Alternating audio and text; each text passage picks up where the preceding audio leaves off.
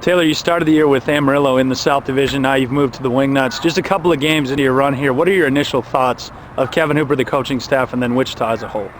It's been awesome. I kind of lucked out being able to come here and play for Hoop in Wichita. It was kind of the right time and the right place, I guess you could say. And I've loved every minute of it. The way that the fans treat the players and the staff, they like to get after it just as much as the players do, and early work and BP every day. So I can't complain at all. I love being here.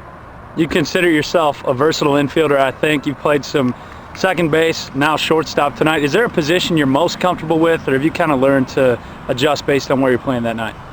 Really, there's not really one that I could say that I like more than the other. Of course, I like playing shortstop. You're kind of on the spotlight there and kind of have the most action. But I grew up playing all three, and my dad ran some infield camps when I was younger, and learned from my brother a lot too to play all three positions, and it's just helped me as I've continued my pro career. Tonight you seem to have opportunities every time you step to the plate. You were able to drive in what turned out to be the game-winning run because the pitching staff allowed just one run. How do you change your approach when there's runners in scoring position, or do you try not to? You try not to. You're going to get pitched a little bit different. I came through clutch with one of the at-bats. Unfortunately, didn't get it done in some of the other ones.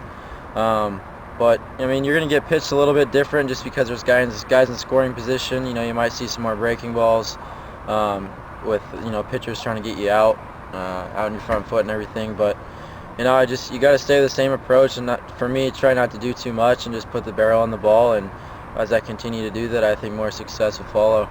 You're a product of the University of Tennessee. How much does the rigorous SEC compare to pro baseball, and how much does that prepare you for what you're facing? It really has prepared me, especially in pressure-packed situations. Playing in the SEC, there's a lot of pressure to succeed for yourself, for your team, and for your school. And playing in front of 10, 15,000 people every night, it kind of gets you going a little bit, I guess you could say. And it did prepare me for pro baseball. It's not as many fans in pro baseball, just because the market's a little bit smaller, I think. And but it really has prepared me, and if it wasn't for Tennessee, I really don't know where I'd be, and being able to play that type of competition has allowed me to be where I am today. One final question for you. Daniel Bennett, John Nestor, and Matt Padgett are kind of our ACC experts. Football is about to get started here pretty soon. Any predictions for the SEC this year? The Vols are going to be good. They got a good quarterback in Dobbs, and they're picked in preseason to be, I think, number 2, but none of that matters until you get on the field. And that place is special, being able to go to those football games as a college student with 103,000 out there. It was awesome. So I really do think they're going to be pretty darn good this year. All right, we appreciate the time, Taylor. Before we let you go, anybody you want to say hi to?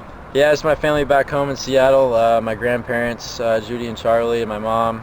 They're all from Kansas out here, so they're pretty excited that I ended up in Wichita somehow. So just say hello to them and have a good night.